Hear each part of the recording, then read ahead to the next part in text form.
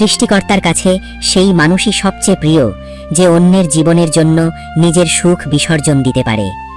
সুখী, তোমার পরীক্ষা শেষ, তোমার ধৈর্য আর ভালোবাসা জয়ী হয়েছে।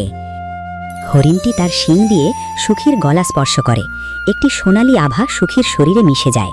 সাথে সাথে সুখীর কুঁড়ে ঘরটি সুন্দর এক অট্টালিকায় পরিণত হয় এবং তার উঠোন ধান্য ও প্রাচুর্যে ভরে ওঠে।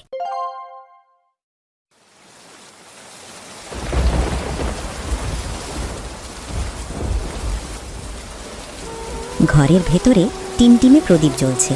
বাইরে বৃষ্টির শব্দ। 10 বছরের রানী একটি মাদুরের ওপর শুয়ে যন্ত্রণায় ছটফট করছে। তার কপালে জলপট্টি দিচ্ছে মিথিলা। সুখী ঘরের এক কোণে অস্থিরভাবে পায়চারা করছে। বৈদ্যমশাই রানীর নাড়ি পরীক্ষা করছেন। বৈদ্যমশাই, রানীর শরীর তো আগুনের মতো পুড়ছে। আমি আর সহ্য করতে পারছি না।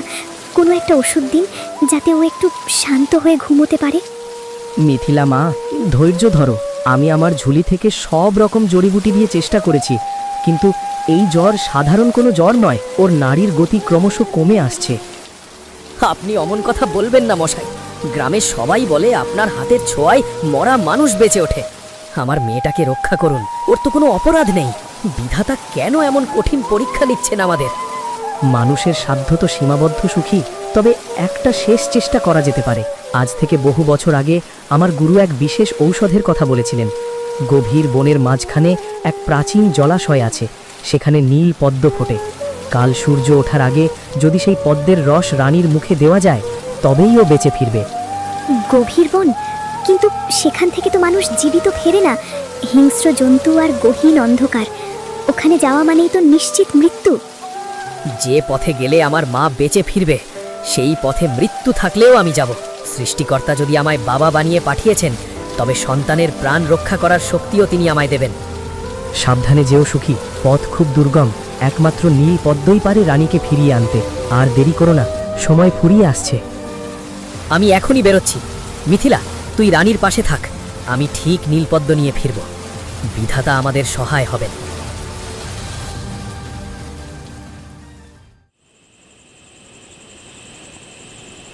সুখী একটি পুরনো চাদর গায়ে জড়িয়ে মশালটি শক্ত করে ধরার চেষ্টা করছে। তার চোখে মুখে ভয়ের ছাপ, কিন্তু সংকল্প অটল। মিথিলা দরজার চৌকাঠে বসে নিঃশব্দে কাঁদছে। এমন সময় সুখীর বাল্যবন্ধু দেবেন হন্তদন্ত হয়ে প্রবেশ করে। সুখী, খবর পেয়ে আর স্থির থাকতে পারলাম না রে। এই দুর্যোগে তুই একাই গভীর বনের দিকে রওনা হচ্ছিস? আর তো কোনো পথ নেই রে দেবেন। বৈদ্যমশাই বললেন নীলপদ্ম ছাড়া রানীকে বাঁচানো যাবে না। আমার বাছাধন ঘরে ধুঁকছে, আমি ঘরে বসে থাকি কি করে? কিন্তু অন্ধকারটা বড় বেশি গভীর মনে হচ্ছে আজ। ভয় পাবি না ভাই, তুই মহৎ কাজে বেরোচ্ছিস। যে বাবা সন্তানের জন্য জীবন বাজি রাখে, সৃষ্টিকর্তা তার হাত কখনো ছেড়ে দেন না। ওগো, তোমরা কেউ ওকে আটকাও। গভীর বন থেকে কেউ কোনোদিন ফিরে আসেনি। আমি রানী আর তোমাকে একসাথে দুজনকে হারাতে পারবো না। বৌঠান, তুমি ভেঙে পড়ো না। আমি এখানে আছি, রানীর দেখভাল করব। সুখী, তুই যা, নিজের ওপর বিশ্বাস রাখিস আর বিধাতাকে স্মরণ করিস। নীল পদ্ম তোকে আনতেই হবে। ঠিক বলেছিস দেবেন। বিধাতা যখন আমায় এই পথে পাঠাচ্ছেন, তিনি আমায় পথ দেখাবেন। আমি আসছি।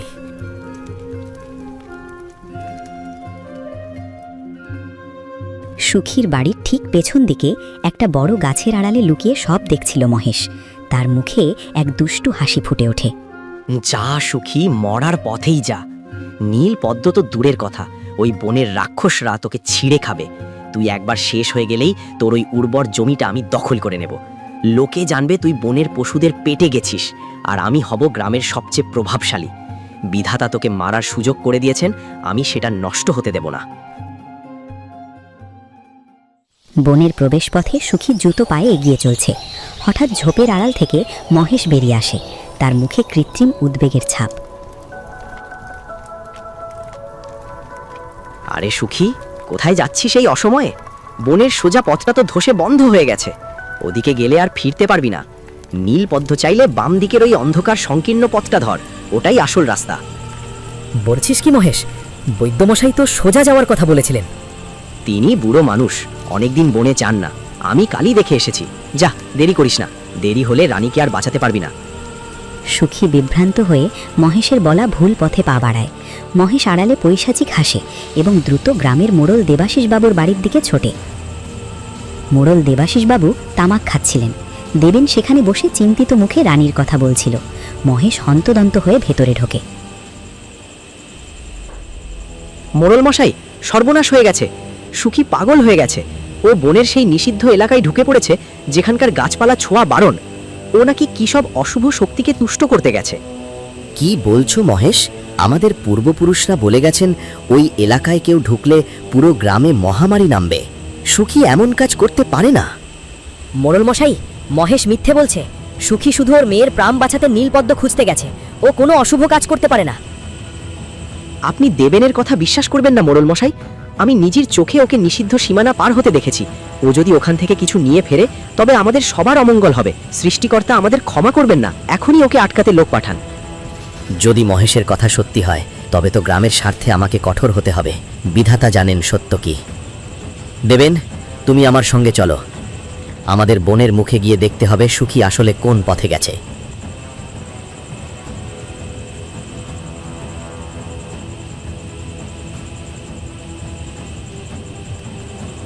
সুখী ভুল পথে যাওয়ার আগেই মোড়ল দেবাশিস বাবু, দেবেন এবং মহেশ সেখানে পৌঁছে যান। মশালের আলোয় সবার মুখ গম্ভীর। সুখী অবাক হয়ে দাঁড়িয়ে পড়ে। থামো সুখী। মহেশ অভিযোগ করেছে তুমি গ্রামের নিয়ম ভেঙে নিষিদ্ধ এলাকায় প্রবেশ করছো। তুমি কি জানো না এতে পুরো গ্রামের উপর অমঙ্গল নেমে আসতে পারে? দেখলেন তো মোড়ল মশাই, আমি ঠিকই বলেছিলাম। ও নিজের স্বার্থের জন্য আমাদের সবার বিপদ ডেকে আনছে। ওকে এখনই আটকে রাখা উচিত। মোড়ল মশাই, বিশ্বাস করুন, আমি কোনো অমঙ্গল ঘটাতে চাই না। আমার মেয়েটা ঘরে মৃত্যুর সাথে লড়ছে। ওর নিঃশ্বাস ক্রমশ ক্ষীণ হয়ে আসছে। কোনো বাবা কি স্থির থাকতে পারে? বিধাতা যদি আমাকে পিতা হওয়ার অধিকার দিয়ে থাকেন তবে আমার মেয়ের প্রাণ রক্ষা করার লড়াই করার অধিকারও নিশ্চয়ই দিয়েছেন। মোড়ল মশাই, সুখী কোনোদিন কারোর ক্ষতি করেনি। ও শুধু নীলপদ্ম খুঁজতে যাচ্ছে। মহেশ ওকে ভুল বুঝিয়ে বাধা দেওয়ার চেষ্টা করছে। মোড়ল মশাই, গ্রামের মানুষের অমঙ্গল আমি চাই না। যদি নীলপদ্ম আনতে গিয়ে আমার মৃত্যুও হয় আমি রাজি। শুধু একবার অনুমতি দিন। একজন বাবার আকুতি কি আপনাদের নিয়ম কানুনের চেয়েও ছোট? সৃষ্টিকর্তা কি দয়া এবং ভালোবাসাকে সবার উপরে স্থান দেননি? মহেশ, হিংসা মানুষের চোখ অন্ধ করে দেয়, কিন্তু একজন পিতার চোখের জল কখনো মিথ্যে হয় না। সুখী, তোমার সাহস আর সন্তানের প্রতি এই অকৃত্রিম ভালোবাসা দেখে আমি মুগ্ধ। কোনো নিয়মই একজন পিতার কর্তব্যের চেয়ে বড় হতে পারে না। কিন্তু মোড়ল মশাই, গ্রামের নিয়ম। চুপ করো মহেশ। নিয়ম মানুষের মঙ্গলের জন্য, কারো প্রাণ কেড়ে নেওয়ার জন্য নয়। যাও সুখী, আমি তোমাকে অনুমতি দিচ্ছি। তোমার সততা আর নিষ্ঠাই তোমার বর্ম হবে। সৃষ্টিকর্তা বা সেই পরম বিধাতা যেন তোমার সহায় হন। তুমি রানীকে সুস্থ করে নিয়ে ফিরে এসো। আপনাদের আশীর্বাদ আর বিধাতার করুণাই আমার একমাত্র ভরসা। বনের দৃশ্যপট ক্রমশ রহস্যময় হয়ে উঠছে। বড় বড় গাছের ডালপালাগুলো যেন নিথর হাত বাড়িয়ে দাঁড়িয়ে আছে। ঝিঝি পোকার ডাক আর নাম না জানা বন্য পাখিদের অদ্ভুত চিৎকার নিস্তব্ধতা ভেঙে দিচ্ছে। কুয়াশার চাদরে ঢাকা চারপাশ। সুখী হাতে মশাল নিয়ে সাবধানে পা ফেলছে, কিন্তু তার ক্লান্ত শরীর আর সায় দিচ্ছে না। আর পারছি না। চারপাশটা কেমন বদলে যাচ্ছে। এই তো কিছুক্ষণ আগে জোনাকিদের আলো দেখছিলাম, এখন সব কেমন স্থির। মনে হচ্ছে বনের গাছগুলোও আমার পরীক্ষা নিচ্ছে। কিন্তু হার মানলে চলবে না। রানী আমার অপেক্ষায় পথ চেয়ে বসে আছে।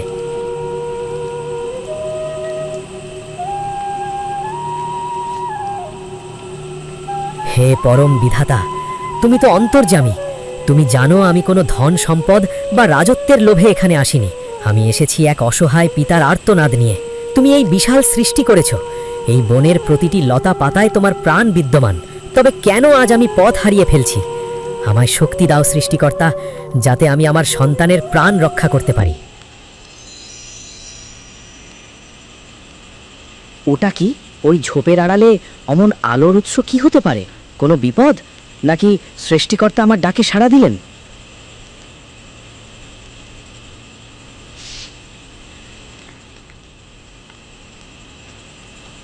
ঝোপের আড়াল থেকে তীব্র এক রূপলি আলো বেরিয়ে আসে। সুখী হাত দিয়ে চোখ আড়াল করে দাঁড়িয়ে থাকে। ধীরে ধীরে আলোটা সহনীয় হয়ে এলে সুখী দেখতে পায় তার সামনে দাঁড়িয়ে আছে এক অপরূপ সুন্দর হরিণ। হরিণটির গায়ের রং দুধে আলতা, আর তার সুদীর্ঘ শিংগুলো থেকে হীরের মতো উজ্জ্বল জ্যোতি বিচ্ছুরিত হচ্ছে। এ আমি কি দেখছি? এ কি স্বপ্ন নাকি সত্য? এমন অদ্ভুত সুন্দর প্রাণী তো আমি কখনো দেখিনি। হে বিধাতা, এ কি তোমারই কোনো দূত? ভয় পেও না সুখী, আমি এই বনের রক্ষক। বহু যুগ ধরে আমি এখানে আছি। তোমার অন্তরের আরতি আমায় এখানে টেনে এনেছে। আপনি আপনি কথা বলতে পারেন? আপনি আমার নাম জানেন? সৃষ্টিকর্তার এই সৃষ্টিতে অসাধ্য বলে কিছু নেই। আমি জানি তোমার কন্যা রানী মৃত্যু শয্যায়। আমি এও জানি নীল পদ্মের খোঁজে তুমি তোমার জীবন বাজি রেখে এই গভীর অরণ্যে এসেছো। তবে আপনি আমার শেষ ভরসা। দয়া করুন, বৈদ্যমশাই বলেছেন নীল পদ্মের রস ছাড়া আমার মা বাঁচবে না। আমাকে পথ দেখিয়ে দিন। পথ আমি জানি সুখী। ওই পাহাড়ের পাদদেশে যে স্বচ্ছ সরোবর আছে সেখানেই নীলপদ্ম ফোটে। কিন্তু মনে রেখো, ওই ওষুধের শক্তি অত্যন্ত পবিত্র। তা অর্জন করতে হলে তোমাকে এক কঠিন পরীক্ষা দিতে হবে। প্রকৃতি এবং বিধাতার নিয়ম অনুযায়ী কিছু পেতে হলে তার সমান মূল্যবান কিছু ত্যাগ করতে হয়। আমি প্রস্তুত। আমার জীবন চাইলে আমি তাও দিতে পারি। শুধু আমার মেয়েটাকে সুস্থ করে দিন। জীবন নয় সুখী, আমি তোমার থেকে অন্য কিছু চাইব।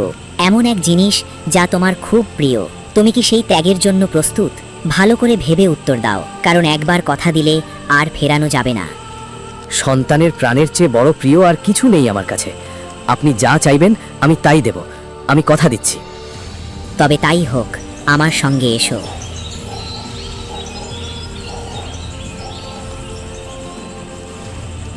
সরোবরের মাঝখানে একটি মাত্র উজ্জ্বল নীল পদ্ম ফুটে আছে। তার থেকে এক অপার্থিব আভা বের হচ্ছে। জাদুর হরিণটি সরোবরের তীরে এসে দাঁড়ায়, পেছনে সুখী। কুয়াশা ভেজা ভোরের আলোয় চারপাশটা স্বপ্নই মনে হচ্ছে।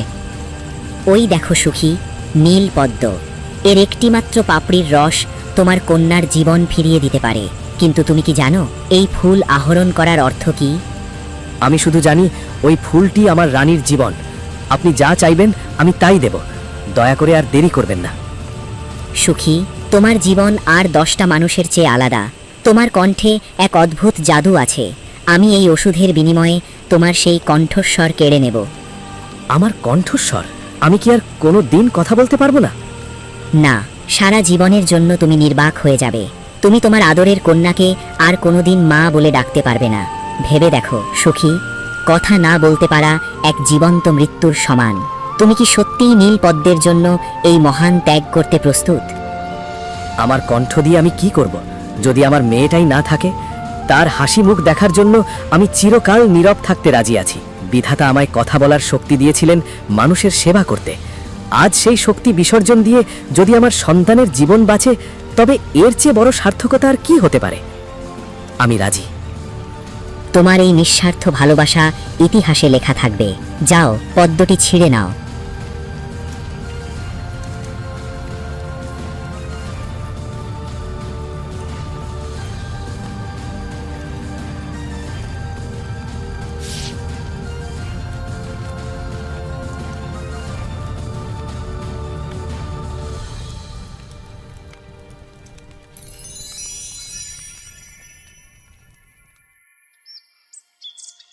ভোরের আলো ফুটেছে।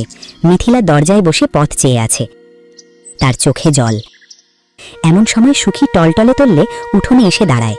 তার হাতে সেই উজ্জ্বল নীল পদ্ম। ওগো, তুমি ফিরেছো? আমি জানতাম তুমি ঠিক ফিরবে। তুমি কথা বলছো না কেন? জখম হয়েছে খুব? খুব কষ্ট হচ্ছে?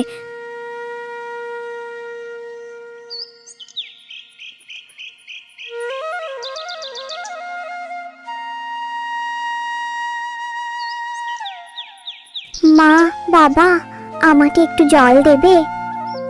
মা আমার, তুই সুস্থ হয়ে গেছিস? দেখ, তোর বাবা তোর জন্য জাদুর ফুল এনেছে। ওগো, দেখেছো? আমাদের রানী কথা বলছে। তুমি ওকে ডাকো, ও তোমাকেও খুঁজছে। ওগো, তোমার কি হয়েছে? কেন তুমি পাথরের মতো চুপ করে আছো? একটা কথা বলো। ও কোনো কথা বলবে না মিথিলা। এই দেখো, বনের অশুভ শক্তির সাথে সন্ধি করে ও নিজের মুখ বন্ধ করে এসেছে। ও নীলপদ্ম আনেনি, ও গ্রামবাসীর জন্য অভিশাপ নিয়ে এসেছে। যে বাবা নিজের মেয়ের জন্য নিজের কণ্ঠ বিসর্জন দেয় না, বরং দানবদের সাথে বন্ধুত্ব করে, সে অভিশপ্ত। সবাই শোনো, সুখী কোনো অপশক্তিকে তুষ্ট করেছে। ও এখন আমাদের সবার বিপদ ডেকে আনবে। ও কথা বলতে পারছে না মানেই বিধাতা ওর ওপর অসন্তুষ্ট হয়েছেন। ওকে গ্রাম থেকে বের করে দেওয়া উচিত। গ্রামের মানুষ জমায়েত হয়েছে। মহেশ হাত পা নেড়ে উত্তেজনায় সবাইকে বোঝাচ্ছে। সুখী মাথা নিচু করে একপাশে দাঁড়িয়ে আছে, তার পাশে বন্ধু দেবেন।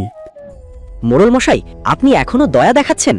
দেখুন এই লোকটার দিকে। ও কথা বলার শক্তি হারিয়েছে কারণ ও বনের নিষিদ্ধ অশুভ শক্তির সাথে কোনো গোপন চুক্তি করেছে। সৃষ্টিকর্তা ওকে শাস্তি দিয়েছেন। ও যদি গ্রামে থাকে তবে আমাদের সবার উপর গজব নেমে আসবে। মহেশ, তোর মুখে কি কিছু আটকায় না? সুখী নিজের কণ্ঠ বিসর্জন দিয়েছে তার মেয়ের জীবনের জন্য। একে ত্যাগ বলে, অভিশাপ নয়। মোড়ল মশাই, আপনি কি ওর ওপর অন্যায় করবেন? চুপ কর দেবেন। বনের কোনো সাধারণ পশু কারো কণ্ঠ কেড়ে নেয় না। ও নিশ্চয়ই কোনো ডাইনি বা দানবের পূজা করেছে। মোড়ল মশাই, গ্রামের মঙ্গলের জন্য ওকে এখনই নির্বাসনে পাঠান। গ্রামের নিয়ম বড় কঠিন সুখী। তুমি কথা বলতে পারছো না মানে তুমি নিজেকে নির্দোষ প্রমাণ করতে পারছো না। জনমতের বিরুদ্ধে আমি যেতে পারি না। বিধাতা জানেন সত্য কি, কিন্তু আমার হাত বাঁধা। সুখী, তোমাকে আজই সূর্যাস্তের আগে গ্রাম ছেড়ে যেতে হবে।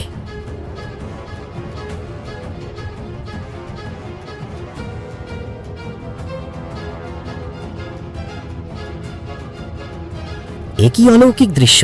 এই তো সেই জাদুর হরিণ যার গল্প পূর্বপুরুষরা বলতেন। এ কি? এ এখানে কেন? ও কি সুখীকে ধ্বংস করতে এসেছে? পুরো গ্রাম নিস্তব্ধ। জাদুর হরিণের শিং থেকে বিচ্ছুরিত আলোয় মহেশের মুখ ফ্যাকাশে হয়ে গেছে। হরিণটি মানুষের গলায় গম্ভীর স্বরে কথা বলে ওঠে। গ্রামবাসীরা, অজ্ঞতা আর হিংসার বশবর্তী হয়ে তোমরা এক মহৎ মানুষকে অপমান করছো। সুখী কোনো অশুভ শক্তির উপাসক নয়। সে একজন আদর্শ পিতা, যে তার সন্তানের প্রাণের বিনিময়ে নিজের সবচেয়ে প্রিয় কণ্ঠস্বর আমায় দান করেছিল। আমরা ভুল করেছি, কিন্তু হরিণরাজ, আপনি কেন এই কঠিন পরীক্ষা নিলেন? মানুষের হৃদয়ের গভীরতা মাপার জন্য ত্যাগের প্রয়োজন হয়। সুখীর এই নিঃস্বার্থ ত্যাগে স্বয়ং বিধাতা সন্তুষ্ট হয়েছেন। সৃষ্টিকর্তার কাছে সেই মানুষই সবচেয়ে প্রিয়, যে অন্যের জীবনের জন্য নিজের সুখ বিসর্জন দিতে পারে। সুখী, তোমার পরীক্ষা শেষ। তোমার ধৈর্য আর ভালোবাসা জয়ী হয়েছে। হরিণটি তার শিং দিয়ে সুখীর গলা স্পর্শ করে। একটি সোনালী আভা সুখীর শরীরে মিশে যায়। সাথে সাথে সুখীর কুঁড়ে ঘরটি সুন্দর এক অট্টালিকায় পরিণত হয় এবং তার উঠোন ধান্য ও প্রাচুর্যে ভরে ওঠে। যাও, কথা বলো। তোমার কণ্ঠ বিধাতা তোমাকে ফিরিয়ে দিয়েছেন। তোমার জীবন হবে সুখ ও শান্তির উদাহরণ। হে পরম বিধাতা, তোমার অশেষ করুণা। আমি তো শুধু আমার মেয়েকে ফিরে পেতে চেয়েছিলাম। তুমি আমাকে উজাড় করে দিলে। আপনার ঋণ আমি কোনো দিন শোধ করতে পারবো না। মহেশ, তোমার হীন ষড়যন্ত্র আজ সবার সামনে ধরা পড়েছে। তুমি গ্রামের মানুষের মনে বিষ ঢেলেছ। আমাকে ক্ষমা করুন, আমি বুঝতে পারিনি। আমি লজ্জিত। মনে রেখো, যেখানে ভালোবাসা আর নিঃস্বার্থ ত্যাগ থাকে, সেখানে স্বয়ং সৃষ্টিকর্তা বিরাজ করেন। সুখী, ভালো থেকো।